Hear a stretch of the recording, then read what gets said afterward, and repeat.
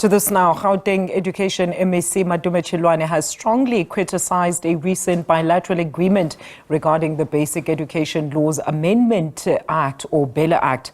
The agreement involving the Minister of Basic Education, the National Economic Development and Labour Council NEDLAC and Solidarity has been rejected by MEC Chiloane, who says it undermines the intentions of the President. Now, the agreement proposes a delay in the implementation of certain sections of the BELA Act until, of course, further national policies and regulation are in place.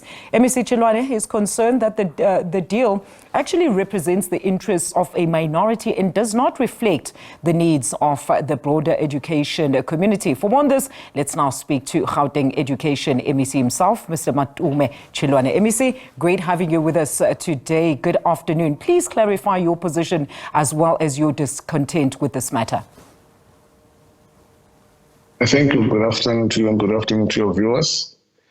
Yes, as you have correctly put it, there are quite a number of reasons that put forward to reject or not agree with the agreement that was signed by the minister, and for which, if you can read the document, it's got too many loopholes, and even the signatories, especially from the ministry as well. It's a special advisor outside, so there's a lot of things there.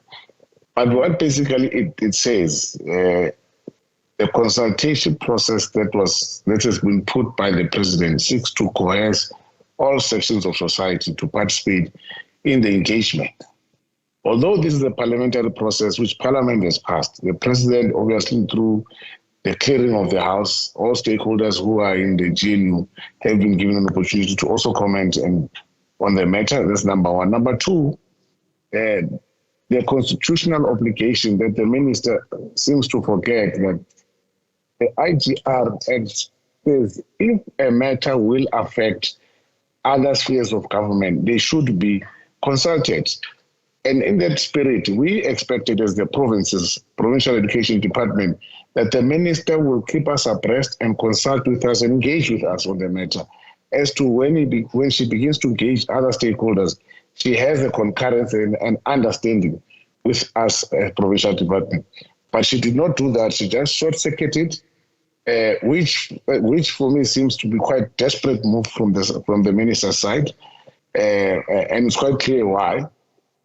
To short-circuit the process and undermine all other pieces of legislation that guide, amongst others, the relation between the national ministry and provincial education ministries. So on those bases, we felt, and I felt that this is, I cannot agree, we cannot agree with this, and we have put it in that way. You, just to reiterate once again, you're saying that the minister did not allow you to be part of this consultative process. And maybe let's also get a way forward now. The president had allowed, right, for certain parts of the BELA bill to be delayed from signing just for 3 months until, of course, he receives that feedback and alternative solutions. Has he endorsed this said agreement now between the minister and NEDLAC, or further engagements are still on the cards? What's the way forward now? What I've read is the statement by the deputy president, who's been discharged with the responsibility of dealing with what they call the clearinghouse, a structure within the GNU, and the statement from the Deputy President's office has said they are still in the process of engagement. But as for the presidency, I cannot say if he has approved, has agreed or not. We'll hear from the presidency. But we, from the side of the provincial department, we know the implication of this decision because it greatly affects learner placement in our province, and also it's a delay and an unnecessary delay in relation to social cohesion and transformation of the education sector in our province. MEC, I mean, maybe going back a little bit to this agreement, you make a very compelling argument about the proposed agreement giving some more power to the SGBs on key issues like you've just mentioned, the language policy or the administration of learners to particular schools. So this was initially the bone of contention right from the start by the DA, leading to the minister not even being present at the signing of the said bill. So what have you proposed as alternatives to this agreement?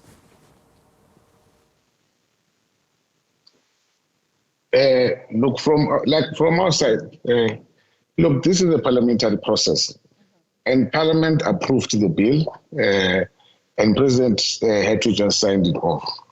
But obviously, within his own wisdom and counsel, he took a decision of these two clauses. We are of the view that really it's just a delay for us. We want the president to just sign the bill as it is and approve it so that we can implement. That's our position as a province, because we are one of those provinces who are hard hit by the implication of this particular bill, where SGBs deliberately deny learners to come in the school purely on language and to a large extent on race.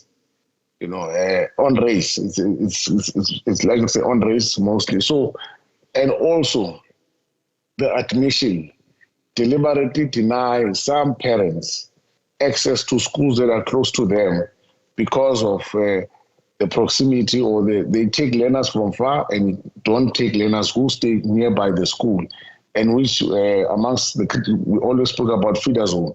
So they don't take learners within their feeder zone for economic reasons, and maybe they feel that these parents cannot afford fees, for instance, or they will struggle with fees, etc. Then they deny those learners access, and then they go and get learners who are from far. So it also undermines access. It also puts pressure on us as a province, on the system, because now it means if you have learners who can't go to a nearby school and they go to a school far, we then have to get transport for them to get to that school, because it's an issue of access. So there are a number of, it's a chain effect by this disease. So that's why I was saying that. And also, lastly, the communities have changed. The complexion of communities in our province has changed. But in the past, for instance, Boksburg, you could have said it's largely an Africano community staying there. But if you go to Boksburg today, it's no longer the same. I'm giving just one small practical example. So the complexion of the population, the demographic in our province has greatly changed. So therefore, there is a need for people who reside closer to nearby schools should have access to those schools. All right. And that's basically what we're saying. All right. MEC, thank you so much for your input this afternoon.